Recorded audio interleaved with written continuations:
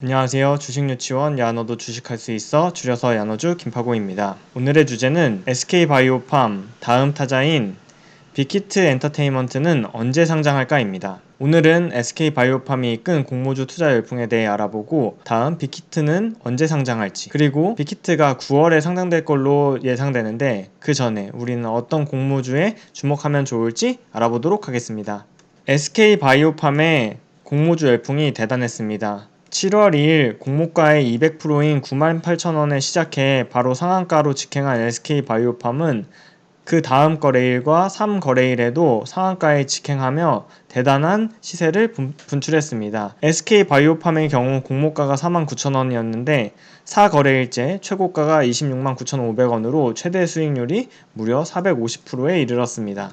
야너주 채널에서는 7월 2일 상장일에 SK바이오팜 얼마까지 갈까라는 분석 영상에서 슈퍼개미 김정환님의 예상을 토대로 SK바이오팜이 주당 25만 5천원 정도까지 갈 것이라고 예상하고, 이에 따라 신규 매수자는 언제 진입했을 때 업사이드가 얼마 정도 될지, 그리고 매도자의 경우에는 어느 정도 선에서 매도를 하면 좋을지 예측해 보았습니다. 저 김파고도 김정환님의 예측에 따라서 시가총액 15조원 부근인 20만원대에 한번 분할 매도를 했고, 그 뒤에 시총 20조원 근처인 25만원대에 나눠서 분할 매도하여 큰 수익을 거둘 수 있었습니다. 실제로 주가 차트를 보면 슈퍼개미 김정환님이 예상했던 시총 20조원인 25만 5천원에서 조금 더 상승했던 26만 9,500원의 최고가를 찍고 오늘까지 SK바이오팜은 대략 20만원 선에서 거래되고 있습니다. 야너주 분석 영상이 도움이 되셨나요? 청약 증거금만 31조원이 몰렸던 SK바이오팜은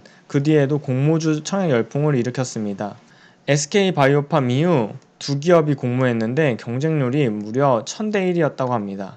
A-프로인데요. A-프로의 경우에는 2차전지 관련 기업으로서 무려 일반 투자자 경쟁률이 1500대 1에 달했고, 지난주에 진행됐던 TSI의 경우 기관 투자자를 상대로 진행되었던 수요 예측에서 경쟁률이 무려 1284대 1을 기록했다고 합니다. 이 외에도 2020년 하반기에는 코스피에만 교촌 F&B, 빅히트 엔터테인먼트, 카카오 게임즈 등이 상장될 걸로 추정되고 있습니다. 주린이들의 가장 큰 관심사인 빅히트 엔터테인먼트는 언제 상장을 할까요?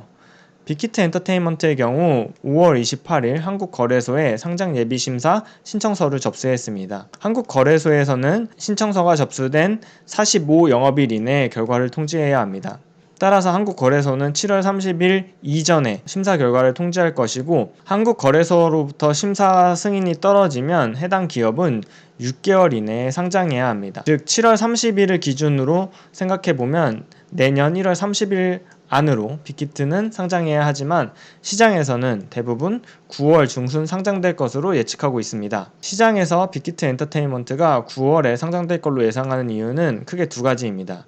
먼저 가장 통상적으로 상장 예비심사 신청 이후에는 신규 상장까지 평균 4개월이 소요된다는 측면에서 5월 28일 날 상장 신청서를 접수한 빅히트의 경우에는 4개월 뒤인 9월 말에서 10월 초에 상장될 걸로 예상하고 있습니다. 또한 빅히트 회사의 연내 상장 의지도 매우 강한데요. 이유는 BTS의 멤버들이 군대에 곧 입대해야 하기 때문에 빅히트로서는 올해가 가기 전 꼭 상장을 시킬 거라고 시장에서는 예측하고 있습니다. SK바이오팜의 경우는 어땠을까요? SK바이오팜은 작년 10월 25일 상장 예비 심사 신청서를 접수한 이후 12월 30일에 거래소에서 승인을 받았습니다. 거래소 승인 이후 6개월 이내인 6월 말까지 상장이 돼야 했지만 코로나로 인해 투자자 미팅이 어려워지면서 거래소 쪽에서 추가적으로 효력을 연장해 주었고, SK바이오팜의 경우에는 7월 2일 상장하게 되었습니다. 9월에서 10월에 상장될 것으로 예상되는 빅히트의 기업가치와 밸류에이션은 어떨까요? 먼저 2019년 실적을 살펴보면 매출액은 5,800억, 영업이익은 약 1,000억을 찍는 회사였고, 증권가에서는 빅히트 엔터테인먼트의 시총을 대략 3조에서 5조원 사이로 추정하고 있습니다. 하나금융투자 이기훈 연구원님의 애널리스트 보고서를 살펴보면 5월 29일 발행한 리포트에서 빅히트의 예상 기업 가치를 약 3.9조원에서 5.2조원으로 추정했는데요. 이에 대한 근거는 2021년 예상 영업이익 1,500억 그리고 순이익 1,000억을 기준으로 멀티플을 30에서 40배 정도 줬을 때 기업 가치라고 합니다. 하지만 회사와 IPO 주관사인 한국투자증권, NH증권 등에서 생각하는 빅히트의 가치는 6조 원 수준에 육박하는 것으로 신문 기사를 통해 확인할 수 있었습니다. 결국 투자자로서 우리는 공모가가 얼마에 형성돼서 빅히트가 얼마의 기업 가치를 갖는지를 매우 유의 깊게 지켜봐야 합니다. 빅히트 엔터테인먼트 경우에는 그 질병으로 인해서 콘서트가 취소되면서 올해 영업이익의 차질이 불가피해졌고, 빅히트의 가치가 2018년 넷마블이 2천억의 지분 투자를 할 당시에 7,800억 원으로 평가돼서 2천억의 지분 투자가 집행됐는데, 증권가에서는 1년 이내 상장 시 1조 6천억 원이 최대라는 관측을 내놓았습니다. 하지만 불과 2년도 안 되어 예상 가치가 5조 원 그리고 6조 원까지 바라본다는 건 기업 가치가 지금 매우 긍정적으로 평가받고 있음을 확인할 수 있습니다. 투자자로서 수익을 얻기 위해서는 공모가가 예상 시총보다 할인돼서 측정이 되어야 투자에서 얻을 수 있는 수익의 확률이 높아지는데, SK바이오팜이 인기를 끌었던 중요한 이유도 시장의 가치보다 더 낮게 공모가가 형성되었기 때문이 아닌가 싶습니다. 빅히트 엔터테인먼트에 투자할 시 리스크는 크게 두 가지입니다. 먼저 빅히트를 대표하는 BTS, 방탄소년단의 매출이 무려 90%에 이르기 때문에 해당 멤버들이 내년부터 군대에 가게 돼서 공백이 생길 때 이 매출을 과연 어떤 그룹이 메꿔줄 수 있는지가 중요한 관건이 될 것입니다. 실례로 YG의 대표 가수였던 빅뱅이 군 입대로 공백기가 시작된 2018년에 YG 엔터테인먼트의 영업이익은 무려 전년 대비 62%나 줄었었다고 합니다. 두 번째는 전 세계적인 질병의 창궐로 인해서 콘서트가 취소되고 매출이 타격을 입은 점이 2020년 실적에 매우 악영향을 끼칠 것이고, 이는 역시 주가 평가에 있어서 상당 부분 부담으로 작용할 것이라는 점입니다. 지금까지 빅히트 엔터테인먼트가 언제 상장될지 그리고 얼마 정도의 기업 가치를 가지고 시장에서 평가받고 있는지 살펴보았습니다. 9월까지 빅히트 엔터테인먼트의 상장이 기다리기 지루하신 분들을 위해서 오늘은 주목할 만한 금주의 청약 일정을 같이 살펴보도록 하겠습니다. 제가 주목하는 두 가지 청약 종목은 한국투자증권에서 13일과 14일에 청약을 받는 TSI와 신영증권에서 14일에서 15일에 청약받는 제놀루션 두 종목입니다. 이번 주에는 TSI, 솔트룩스, 제놀루션, 더 네이처홀딩스, M2I 코퍼레이션 이렇게 5종목이 청약을 받는데요. 이 청약 일정에는 스펙은 제외했습니다.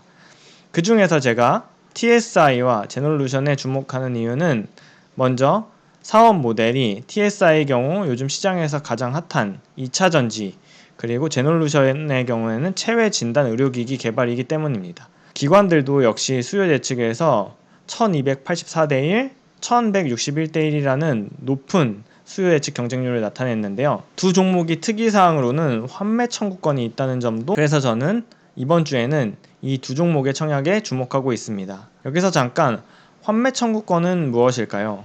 환매 청구권은 일반 청약자가 공모 주관사에게 상장일로부터 3개월간 내 주식을 사달라고 행사할 수 있는 권리입니다. 가격은 공모가의 90%인데요.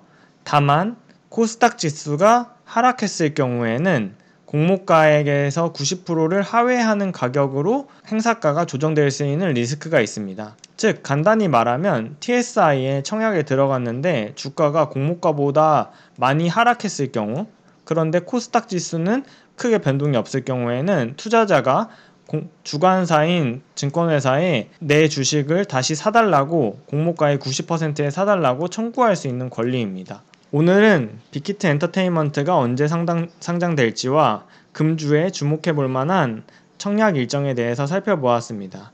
오늘 영상이 도움이 되셨다면 구독, 좋아요, 알림 설정 부탁드려요. 그럼 다음 영상에서 만나요. 안녕!